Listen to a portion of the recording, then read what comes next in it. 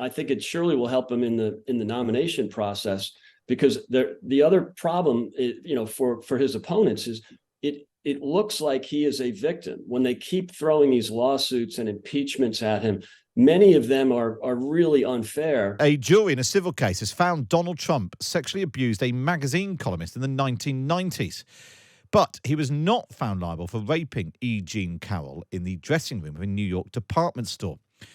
The jury did, though, find him liable for defamation for calling the writer's accusations a hoax and a lie. The former president was furious and said he'd appeal the verdict. The whole thing is a scam, and it's a shame, and it's a disgrace to our country. This was a very unfair trial. That's all you have to say. This was a very unfair trial.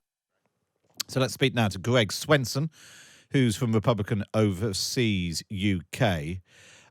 Greg, again, this isn't the best backdrop for your front runner as the next presidential candidate, is it? No, it's just kind of another chapter in the Trump saga, and it doesn't necessarily hurt him. In fact, in many ways, it looks like the Democrats and the media that support them really want Trump to be the nominee. They think that Biden has a much better chance at beating Trump than anyone else. Perhaps he's the only one that could lose to Biden. So, this is very well orchestrated. You saw it with the Alvin Bragg indictment last month, which didn't have much legal credibility. This was a civil case, and I'm not trying to judge on who was telling the truth, whether it was the plaintiff or President Trump. But, this is another case in a long list of, what could be argued is the weaponization of the justice system. They've been going after Trump really since 2016, since Election Day 2016. So, this could actually help him in the primaries. This kind of attention, he does look like a victim. He brought up some good points in his comments. And it's also showing that the Democrats and the media that are on their side, which is almost all of it, they don't have any restraint. They're showing very little restraint in their hatred for Trump. But again, I think in this case, they want Trump to be the nominee, so they're happy to show the polls, show the polls that have him leading Biden, which we saw yesterday in the Washington Post and ABC News. Biden polling at 36 on the economy, he's in the low 30s. These are all things that will inspire people to nominate President Trump. And I'm not sure that's the best outcome for the Republicans, and it's very early, Matt. I mean, it is way too early to draw any conclusions.